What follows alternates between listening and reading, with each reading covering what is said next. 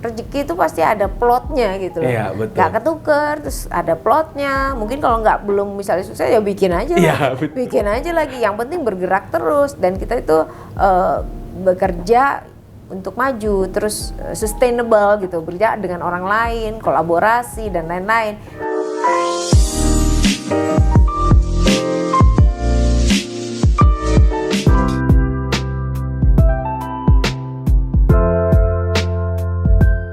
Terus-menerus mengembangkan potensi diri bukan hanya satu kebanggaan, tapi juga satu kesempatan untuk berbuat lebih banyak buat orang lain.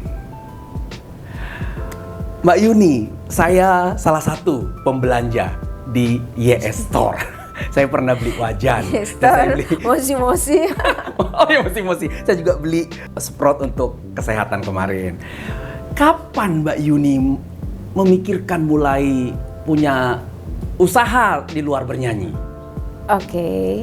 Kalau usaha di luar bernyanyi saya sudah lakukan dari 2010 saya udah mulai ya. 2010 Oh ya? itu saya sudah punya PT yang memang kerjaan di luar menyanyi gitu. Terus kalau misalnya online itu saya lakukan di tahun sekitar 2015-an gitu ya. Itu 2015? YS Store itu. Oke. Karena saya habis lihat film Insight atau apa. Jadi ada pekerjaan yang online itu sebelum semarak sekarang gitu. E-commerce. Ya, jadi saya bikin toko sebenarnya. Saya tidak menciptakan produk, saya membuat toko bahwa siapa bisa juga nitip ke kami gitu ya. Oh. Tapi lo kita nggak ngurusin produksi, Produksi. kita nggak ngurusin pengiriman barang, kita nggak ngurusin ini, kita nggak ngurusin toko. Kita hanya mendisplay, kita mempromosikan gitu. Oke. Toko kita kan Konsinyasi. konsinyasi, nggak repot gitu loh. Oke, Itu bisa kita lakukan waktu itu. Terus kalau yang mosi pre-love itu memang, kalau itu saya suka. Saya suka artinya saya pas ke Jepang tuh kan saya lihat toko-toko. Iya, Semua kita kalau nyari barang second brand itu tuh di Jepang tempatnya udah oke banget. Betul. Dan pas saya lihat tokonya kecil-kecil tapi lucu di gerai itu. Saya tuh senang vintage sebenarnya. Jadi kesukaan itu terus timbul kita gitu aja dan orang-orang kan juga bisa nitipin Nitip, kita betul. gitu. Itu saya lakukan memang sebelum pandemi itu dilakukan, tapi kalau YS Store sudah jauh lebih lama.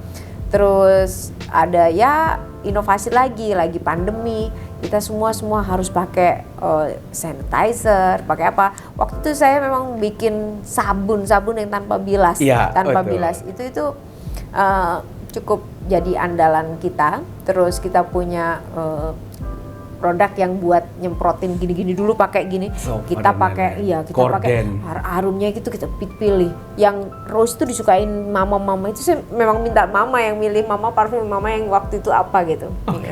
Itu mama semua saya nanya mama itu kalau ini udah oke belum, ini udah oke belum gitu. Sampai akhirnya menjadi berjalan lah bisnis apapun yang menjadi ketergantungan orang. Terus udah gitu di saat yang tepat semuanya apa-apa itu kayaknya kita kegilaan ini itu dan lain-lain, harus bersih-bersih, harus cuci tangan dan lain-lain, ini semua harus semprot ya otomatis kita menjadi salah satu pilihan orang-orang yang menggunakan itu, apalagi yang suka dengan harum yang kami cuma ada 3 baunya.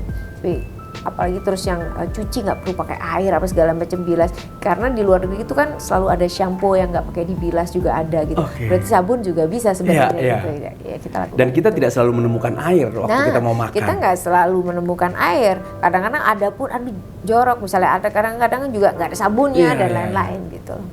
Kita menciptakan itu. Demandnya tinggi banget itu ya. Namanya juga ikhtiar ya. Iya, Kita hidup kan ikhtiar ya, Iya, ya betul, gitu betul. namanya. Tapi kan kita berusaha menciptakan yang terbaik di antara keadaan yang mungkin orang melakukan hal yang sama betul, gitu loh. betul. Tapi insya Allah kan rezeki itu pasti ada plotnya gitu loh. Iya, betul. Nggak ketuker, terus ada plotnya. Mungkin kalau belum misalnya sukses ya bikin aja Iya, lagi. betul. Bikin aja lagi. Yang penting bergerak terus dan kita itu bekerja untuk maju, terus sustainable gitu, bekerja dengan orang lain, kolaborasi dan lain-lain. Sekarang itu nggak musim untuk one man show ya, kita selalu berkolaborasi. Kolaborasi, sinergi.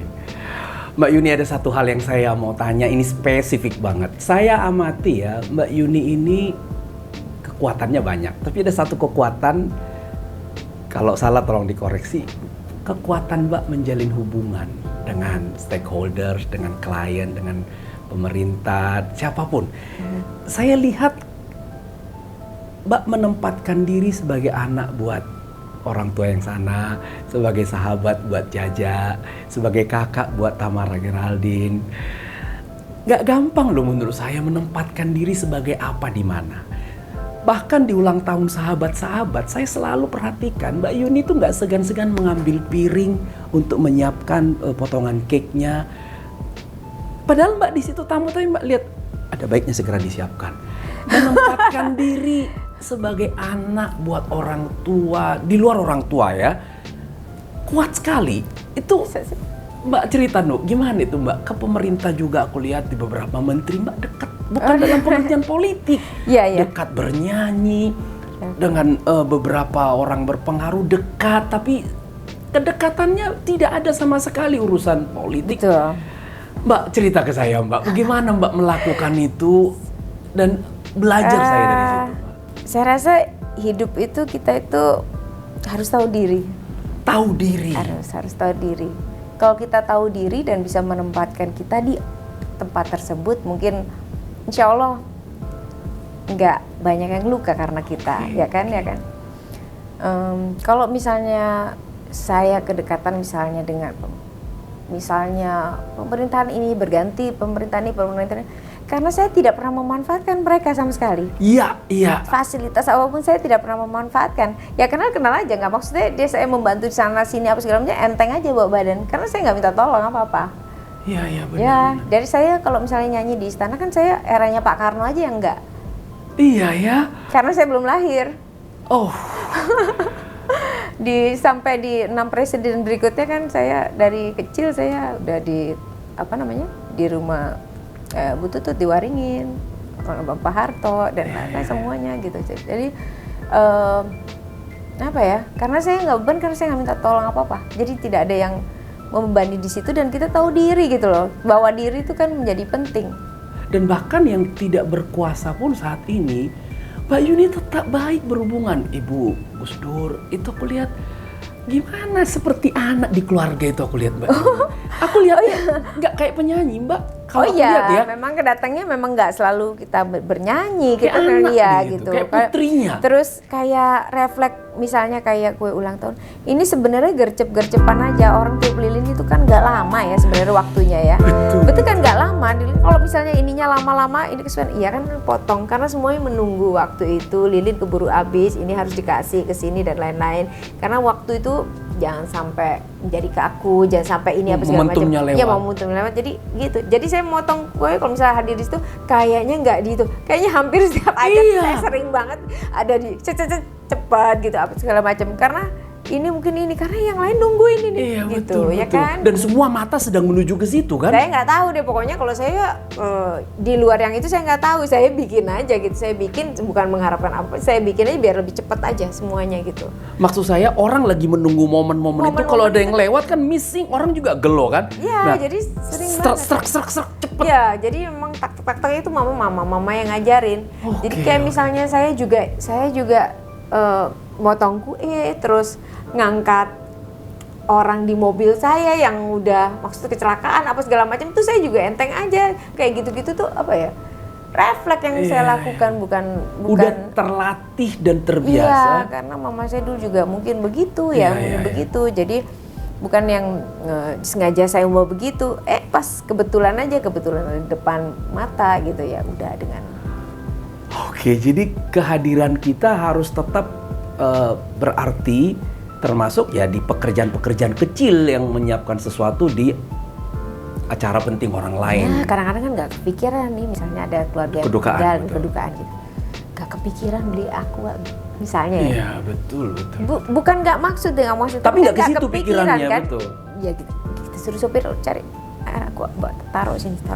Itu mungkin kalau kita nggak biasa begitu ya mungkin akan nggak kepikiran betul. Tapi karena kita kepikiran, ya udah gitu misalnya. Mana yang bisa dibantu. Jadi kehadiran kita itu jangan malah ngerepotin. Iya. Memberi arti, kita nggak kepikiran kita dibeli gelar atau memberi arti, nggak kepikiran saat itu aja apa yang bisa dibuat gitu loh. Karena kayak misalnya teman saya misalnya Tamara waktu kakeknya meninggal gitu. Orang Batak belum nangis kan? Iya. Ekspresinya luar biasa. Ini ekspresinya luar biasa kan? Sementara ini gimana, ini udah meninggal. Saya bawa itu geledeknya, kebetulan jenazahnya itu kayaknya rumah sakit itu taunya itu kakek saya yang meninggal. Itu, iya sampai ini mesti ini apa segala macam. Waktu itu saya pikir, oh iya ya, mertua saya juga saya mesti belajar. Itu, cuman itu aja kepikirannya, saya nggak mikirin yang gimana. Itu tadi, belajar bertanggung jawab dari rumah tanpa disadari, terbawa saat di luar. Sebenarnya kan itu bentuk tanggung jawab sebagai hadirin, sebagai teman. Yang penting jangan malah ngerepotin kita datang, itu jangan betul. makin repotin orang gitu. Wow, saya senang sekali Mbak dapat pelajaran itu ya. Jadi ambil peran. Ya, setiap orang kan punya peran masing-masing sebetulnya ya. Cuman nggak tahu kita tuh perannya sebenarnya di mana ya. Kalau kita tahu perannya, kita datang kadang-kadang di waktu yang tepat. Wah, peran gue ini. Cuman nggak salahnya kita nggak tahu gitu. Tahu-tahu pas kita hadapin itu, oh pas dihadapin lagi, pas datang lagi, oh iya ya, datang lagi. Oh pas lagi mandiin misalnya ini.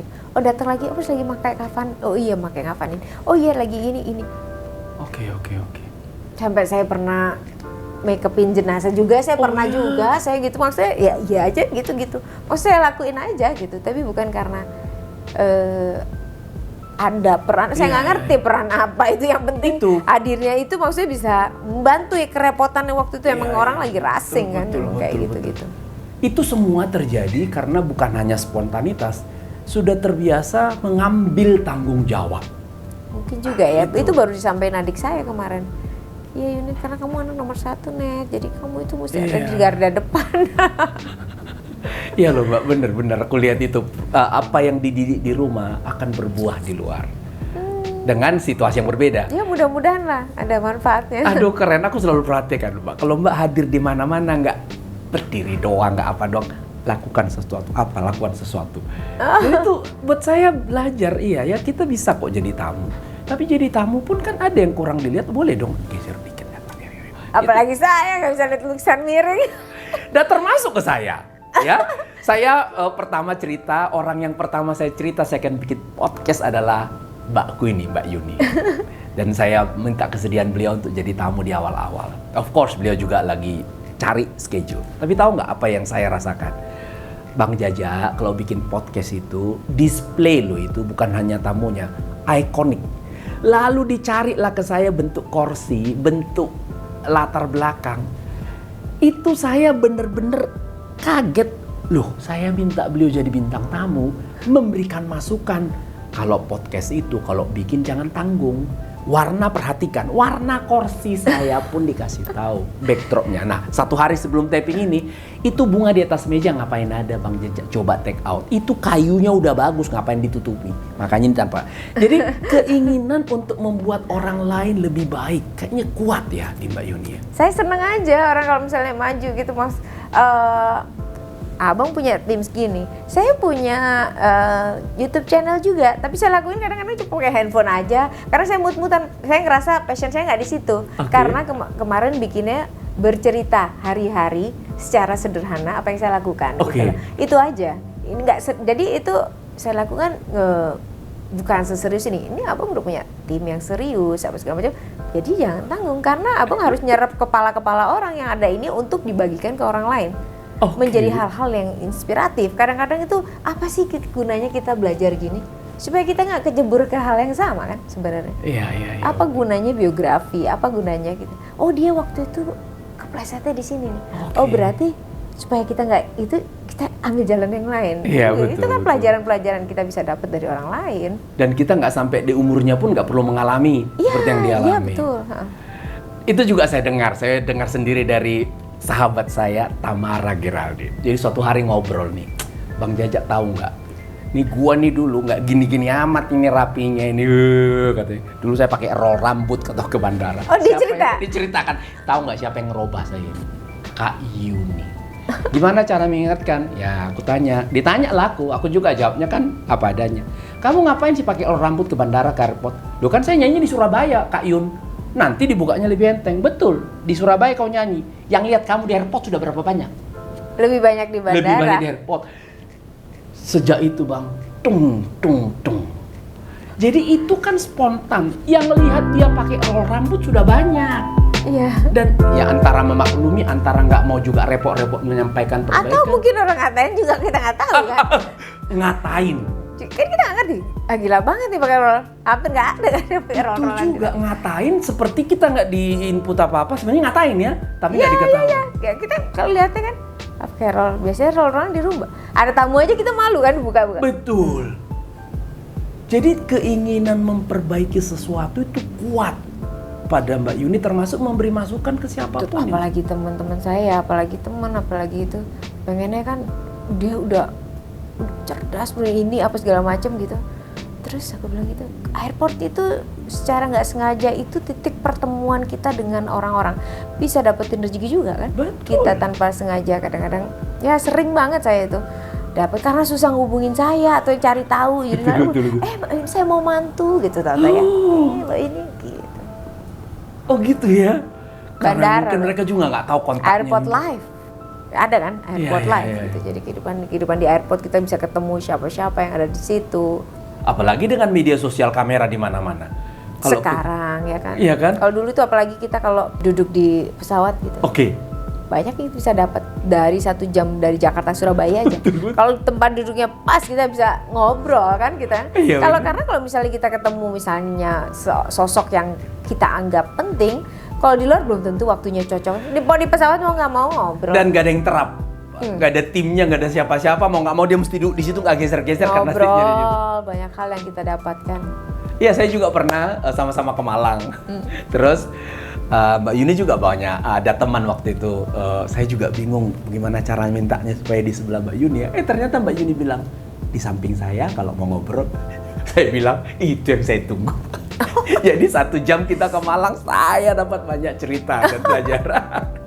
Jadi Mbak Yuni, saya dapat poin pertama, memperbaiki diri sendiri adalah satu kewajiban. Tapi memperbaiki kepada teman-teman kita satu hal yang baik juga jika disampaikan dengan kalau nggak pas kan juga dia belum tentu terima. Betul. Tahu sebenarnya kan dampaknya bukan buat kita sih. Betul, baik kan betul. mereka yang ngerasainnya. Tapi ada kalimat tadi saya langsung nangkap tadi. Dalam hidup tahu diri penting. Makanya ada satu kalimat bilang, Mbak, percaya diri adalah hal yang bagus. Tapi tahu diri hal yang jauh lebih penting. Jadi kalau Anda mau sukses, tempatkan diri sebagai anak buat orang tua. Banyak loh salesperson di luar sana, Mbak Yuni, gagal. Dia merasa produknya bagus. Dia merasa dari company yang bagus. Menemui prospeknya orang tua 70 tahun. Jadi dia datang sebagai salesperson yang hebat kepada orang tua yang mau diprospek dana 70 miliar.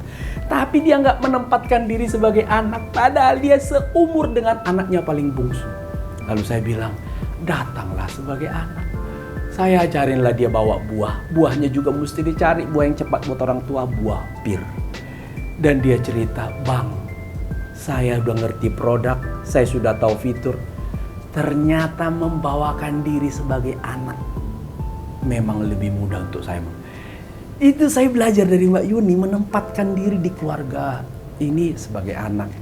Kalau dia sebagai anak, sebagai kakak, sebagai sahabat, ibu, sebagai iya sahabat yang teman itu bisa nyaman cerita sama kita. Iya, betul. Sebenarnya itu kan tergantung reaksi ya. Kalau kita dengar cerita, karena buat saya semua yang di dunia ini semuanya ada wajar. Orang ngapain aja itu wajar-wajar aja, tinggal sikap-sikap kita menerimanya gitu loh. Oke. Siap-siap. Jadi kalau misalnya cerita itu jangan bikin, hah masa sih, kalau orang udah ekspresinya, baru cerita, hah masa sih, nggak akan cerita lagi deh selanjutnya.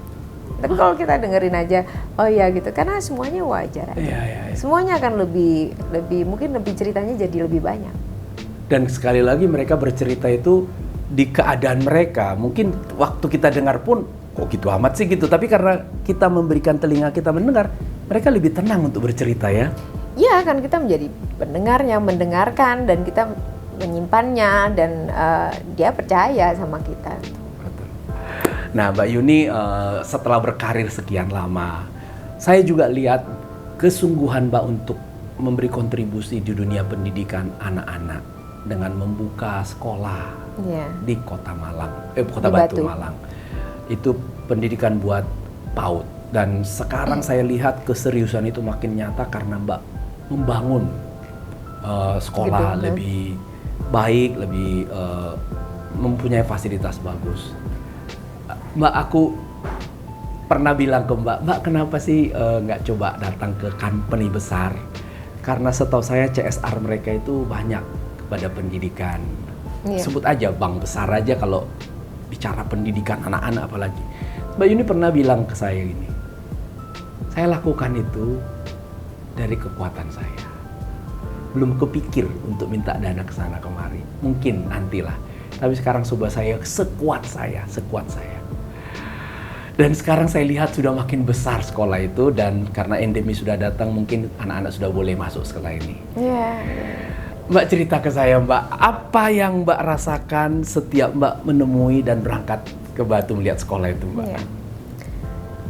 Jadi kalau ditanya mengenai PAUD tentang sekolah, terus terang nggak ada pernah di benak saya itu. Mau bikin itu, mau bikin sekolah berhadapan dengan anak-anak, terus pendidikan.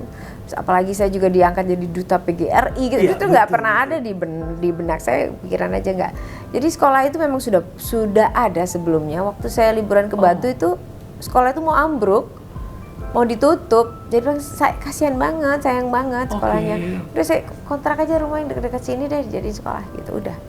Itulah awal terjadi. Jadi sampai sekarang itu sudah 8 tahun lebih lah ya sekolah itu ya. Jadi sekolah berawal dari anak-anak yang nggak mampu. Gitu. Ya sudah, memang waktu itu memang biaya sangat murah, masih ada. Kalau di daerah itu masih ada gotong royong ya. Iya betul. Jadi kadang-kadang tuh orang tua wali murid itu juga membantu membawakan ini dan itu gitu, menyenangkan. Terus yang lebih menyenangkan lagi adalah saat saya kumpul dengan komunitas guru. Iya, saya lihat itu. Ngobrol dengan mereka tuh rasanya apa ya? Gak gibah, hampir nggak ada omongan jangan, tidak gitu. Karena memang ada, kalau setelah saya sering diundang ini itu, saya menemui Profesor Rifat Khatib, itu salah satu yang oke banget menurut saya. Itu juga menerapkan bagaimana cara mendidik anak. Jadi di sekolah saya itu memang menerapkan pelajarannya bermain dan belajar sih ya. Jadi bukan belajar dan bermain. Jadi bermain dan belajar. Jadi anak-anak tuh suka banget di sekolah, sampai ada yang ngebon sekolahnya, harus lulus sekolah dia nggak mau keluar gitu. Jadi nambah 1 tahun lagi. Tapi yang jelas pendidikan itu sebelumnya tidak ada di benak saya. Tapi saya sudah waktu itu secara spontan memindahkan, cari kontrakan buat anak-anak bisa sekolah sampai sekarang. Di tahun sebelum pandemi saya baru berpikir untuk membeli lahan untuk mengembangkan sekolah itu, karena kita itu kalau masih nyewa itu ngapa-ngapain juga sulit gitu loh. Kalau saat kita membangun, mungkin yang seperti Abang J bilang tadi, ada CSR, ada mungkin ada siapa yang membantu, itu wujudnya ada gitu loh. Jadi kita juga minta bantuan. Saya juga nggak ngoyo-ngoyo cari bantuan, karena orang saya yang bikin, masa maksain orang-orang tuh harus bantu saya gitu. Jadi pikir begitu sih mikirnya. Ada yang membantu, beberapa yang membantu, tapi inisiatif mereka aja membantu kayak saya. Makanya saya alhamdulillah terima kasih beberapa teman saya yang membantu sekolah, berpartisipatif menjadi bagian dari sekolah itu gitu loh. Saya terima kasih, tapi paling tidak saya tidak pernah minta-minta gitu loh.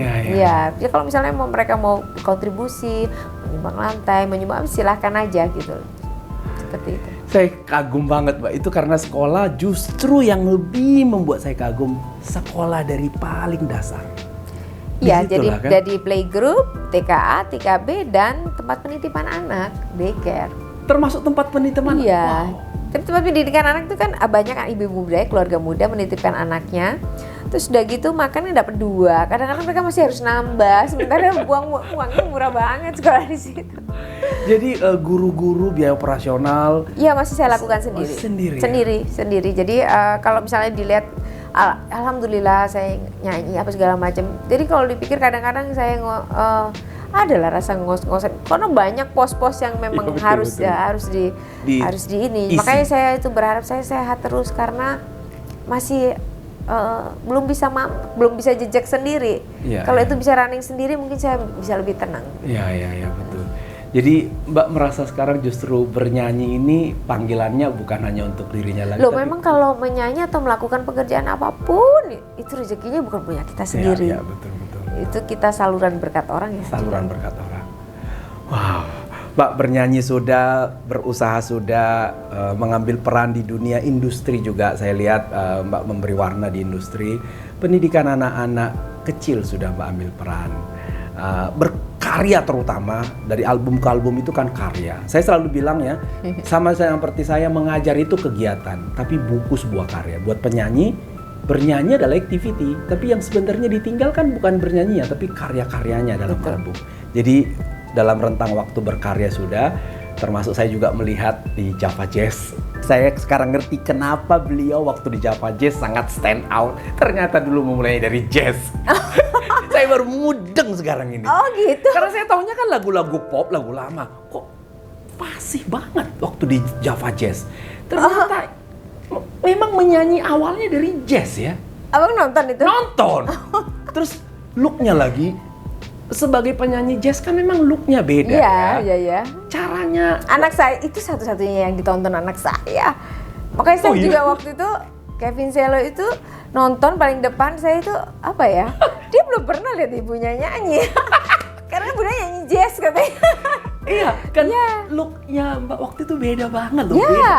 Bahasa tubuh. Iya, saya bisa lebih ekspresif, lebih. Karena kalau kita nyanyi di misalnya di pemerintahan, baju juga harus diperhatikan, semuanya juga harus semuanya. Gimana itu aku sangat nikmati sampai sekarang aku masih sering lihat itu di YouTube itu. Iya. Terus kadang-kadang lihat ya, jazz itu bukan soal lirik ya. Kadang-kadang main na itu udah dapet loh. Ya, saya nggak ngerti ya. Maksudnya memang saya juga nggak nyangka ditonton segitu. Saya dapet tantangan sih waktu itu. Penyanyi jazz masa itu aja yang nyanyi di sini. Iya, betul. Sampai akhirnya di tempat nggak tahu taruh tempat paling besar gitu. Aduh, ada yang lihat kayak gini. Nggak taunya full. Dan begitu Mbak Yuni keluar kan terasa kan? Iya. Vibe-nya kan terasa banget iya, kan? Saya, alhamdulillah. Itu sebelum pandemi gig Aku saya yang rambutnya Mbak, iya, waktu itu kan agak beda kan? Krual gitu. Yang kalau misalnya nyanyi biasa aja, aduh paling dibilang berantakan nih. Tapi kalau pas saya nyanyi jazz, jadi tidak begitu. Keren. Nah, berbicara soal nyanyi-menyanyi, ternyata ada juga grup nyanyi. Oh iya. Berusaha dalam bisnis sudah kita kenal, orang tua sebagai anak, sebagai teman sudah hadir di beberapa program TV pun tetap solo saya lihat walaupun menghadirkan bintang tamu. Tapi ada satu hal yang saya lihat, bergabungnya penyanyi-penyanyi yang sudah punya nama dalam satu kelompok. Ada namanya 5 wanita dan satu lagi adalah Rumpis. Mungkin cerita yang paling sering saya lihat belakangan ini Rumpis. Ya. Boleh cerita Mbak Yuni? Rumpis ya, satu bagian yang mungkin terakhir pas pandemi ini saya banyak lakukan bersama Rumpis. Itu senior saya, Vina Panduwinata, Tri Utami, Ita Purnamasari, Memes, dan saya. Ya. Ini zaman tahun 1987, musik pop progresif. Oke. Yang keren itu kan di eranya 7 bintang ya? Ya, 7 bintang, betul. Saya ngefans banget sama mereka. Iya. Saya ngefans banget, saya lihat itu mbak-mbak itu, mas-mas lagi di TVRI gitu. Terus begitu mereka segerombolan itu datang, ya Allah keren-kerennya gitu. Waktu itu Mbak udah penyanyi solo kan? Saya nyanyi solo tapi kan penyanyi baru. Saya masih penyanyi baru, masih piyik lah. Tahun 90... Tahun 87. Oh, iyalah, album pertama Mbak 91. Iya, mereka udah lahir dari 87. Tapi semenjak terus itu kan terus berkibar. Betul. Kan. Dan mungkin aku ingat saya, mereka roadshow ke banyak kota. Mungkin saya di tahun 90-an kali lihat mereka gitu kan pas di TVRI. Ya lo keren banget sih ya, ini yang penyanyi-penyanyi ini keren banget gitu. Dan saya ngefans banget sama yang 7 bintang itu. Terus, wah ini pas kapan tuh ada Java Jazz saya nyanyi udah sama 7 bintang deh kalau nggak salah waktu itu. Saya disuruh jadi kayak ngisi di 7 bintang karena Mbak Atik itu lagi di Amerika. Oh iya, Mbak Malida itu saya nggak ngerti deh waktu itu karena dia sudah menikah jadinya menjadi tidak menyanyi atau seperti apa gitu. Akhirnya saya masuk. Saya nggak pakai mikir panjang tuh waktu itu ditawarin, nyanyi sama mereka idola saya. Iya aja gitu. Saya nggak ada pikiran yang gimana, nggak mikir dan lain-lain lah. Benefit dan lain-lain itu menjadi bagian dari mereka itu pertama karena saya ngefans banget gitu loh. Udah selanjutnya di luar, sekali lagi saya nggak tahu benefit apa, tapi yang jelas saya banyak mempelajarin dari mereka itu, kenapa mereka bertahan sampai lama itu ya. Dan grup Terus lama. Saat saya sama mereka latihan kayak apa, nggak pernah ada yang telat melebihi 1 jam. Wow, disiplin luar biasa ya. Bahkan sebelum waktunya mereka sudah datang. Wow. Jadi telat itu gak lama-lama. Maksudnya saya kan bertahun-tahun juga ketemu banyak, bekerja sama dengan banyak orang gitu. Tapi dengan mereka itu, oh no wonder ya mereka. Iya. Oke. Jam segitu pasti aku jam segini sudah di sini, jam segini sudah di sini, jam segini sudah di sini. Telat tuh paling hitungan cuma menit 15 menit sampai 30 menit lah. Disiplin karena merasa ada orang yang nunggu dia, ada orang yang harus bersama-sama. Jadi itu dari hal yang paling nyeplak pertama itu pas latihan. Ya saya kan dikasih tahu jam segini, waktunya kita jam segini, kita ikutin gitu loh. Saya coba ikutin di waktu yang sudah dikasih gitu loh. Mereka datang juga loh dulu. Oke. Jadi kalau kerjasama dengan Rumpis, saya nggak akan menemui mereka yang telat. Mereka sadar akan tanggung jawabnya masing-masing. Oke. Terus bekerja sama yang orang punya karakter vokal kuat semuanya. Iya, betul. Sudah kuat, sudah jadi bintang semuanya. Terus ngeblend tanpa harus ada yang dominan. Betul. Tanpa harus ada yang Itu dominan. banyak loh hal ego mesti bener-bener. Iya, kita menyamakan ego bahwa nggak boleh harus ada yang nonjol, terus sama-sama gitu. Oke. Kita menerima. Ada setiap orang kan kadang-kadang udah biasaan ini itu apa segala macam. Tapi kalau kita itu teman itu ya orang paham. Iya, betul. Teman itu berteman kita paham. Mungkin dengan pasangan kita harus butuh kepercayaan gitu. Betul. Kalau teman ya paham aja lah gitu. Oke, jadi Mbak Yuni menemukan satu hal di luar bernyanyi dari mereka, disiplin mereka. Ya, saat saya menemui mereka, pas lihat mereka di saat saya itu sudah mengagumi mereka gitu, pas saat dimulai oh ya harus ada latihan ini segala macam. Gak ada tuh yang telat-telat. Oke. Nama-nama besar. Nama besar, nggak ada yang telat. Sampai kemarin saya ada acara apa segala macam. Pas saya datang itu acara jam 3. Saya jam 3 kurang udah ada semua mereka di situ. Oke, jadi ada kekuatan yang Mbak lihat. No wonder mereka memang hebat. Iya, nanti makanya sih karena kan saat kerja sini kan akan tahu karakter orang. Iya, benar. Bagaimana dia menghargai dirinya sendiri. Itu sebenarnya penghargaan buat dirinya sendiri kan. Kan kita harus memuliakan diri kita sendiri. Betul. Gitu loh. Bagaimana? Jadi gini nih, jangan salahin orang kalau orang nggak nganggep lu, nggak respect sama lu gitu. Karena lu sendiri begitu. Ekspresi dari kita ke diri kita sendiri. Betul. Kalau misalnya pengen tampil ya gue hargain diri sendiri. Oke. Nah, ada tugas khusus nggak Mbak di kelompok baru Rumpis ini? Ada tugas apa Mbak? Ya memang saya kebagian selain jualan saya mesti memperhatikan bagian kostum, make up, dan lain-lain itu memang kerjaan saya, kerjaan performance ya. Tampilan itu memang saya perhatiin. Sampai bikin video klip apa segala macam. Kadang-kadang saya ngedirect itu bagian mana gitu ya, jangan mana yang bisa kelihatan kurus ya. Segala macam. Karena untuk tampilan saya butuh, memang saya orang jualan. Saya pasti pengen kasih yang jualan saya dong gitu. Saya pengen semuanya kelihatan cakep. Oke. Gimana pun juga kelihatan keren gitu loh. Saya nggak mikirin itu, nggak sama sekali. Saya malah sibuk pasti kalau ngapain itu, justru saya kebelakangan mikirnya. Justru mbak ini. Walaupun kadang-kadang kekeh dengan yang sudah ini, tapi at least paling nggak ada satu benang merah. Iya. Oh, jadi stylenya mau nggak mau mesti the new style ya? Sebenarnya ini kan kita ini kan emang udah tua, kita itu nggak bisa dipungkirin kita ini sudah menua. Iya. Kita itu sudah menua, dan kita nggak pengen dimuda-mudain banget juga, enggak juga gitu. Kita itu mesti adaptif bahwa kita itu memang sudah tua, penyanyi lama, penyanyi lawas, penyanyi yang keren di masanya. Oke. Tapi kita sekarang masih nyanyi. Kita masih ada, kita masih bekerja sebagai penyanyi gitu kan. Gimana cara membuat itu tapi masih layak ditonton? Iya, betul. Nah, kesadaran itulah yang mau nggak mau kita harus merapikan. Kita selalu bilang gitu, misalnya kayak semua pasti kenal. Enggak, saya nggak ngerasain. Saya jangan kepedean semua orang kenal saya. Enggak. Saya masih kenalin diri saya Yuni gitu. Iya, ya Karena sering kenalkan saya Yuni, masih sering gitu. Ya, saya Yuni karena saya nggak semua orang tahu kita. Iya, Gitu iya. ya, sebaiknya begitu. Betul, Mbak. Jadi kehadiran Mbak di kelompok ini ada pelajaran baru buat Mbak mengenai disiplin, dan tentu saja Kayak di saya situ lihat itu, maksudnya saya lihat banyak penyanyi, Iya, banyak sekali. Tapi kenapa mereka sampai sekarang itu begitu? Karena betul. memang mereka disiplin sekali. Iya loh, benar. Deddy Dukun dan sekarang masih nyanyi loh. Lihat Utami itu udah biang-biang lah di Iya, zamannya betul. itu lah. Terbaik di masanya lah itu. Ada satu lagu dari 7 Bintang itu yang melekat di kepala saya. Lagu apa yang paling populer itu? Ku sadar hidup Ku sadar hidup ini na na na na. hanya sebentar. Jadi terus 7 Bintang itu lagunya semua ada isinya, ada misi, mengandung Iya, message. betul. Ku sadar hidup ini itu Hanya sebentar. Hanya sebentar. Untuk apa putus untuk asa? apa putus asa. Dan itu aku pernah di Surabaya tinggal, mereka lagi roadshow, dan mereka zaman dulu roadshow Mbak Yuni di Lapangan. lapangan. Iya, semua lah di lapangan. Gak usah gitu. Penyanyi zamannya Om Rinto juga lagunya syahdu di lapangan semua. Belum di ballroom. Belum di ballroom dan selapangan nyanyi. Betul. Bisa kan kayak gitu, nggak harus dijingkrakan, nyanyi juga. Aduh, jadi itu ya saya belajar. Kayak Lord Didi Kempot itu.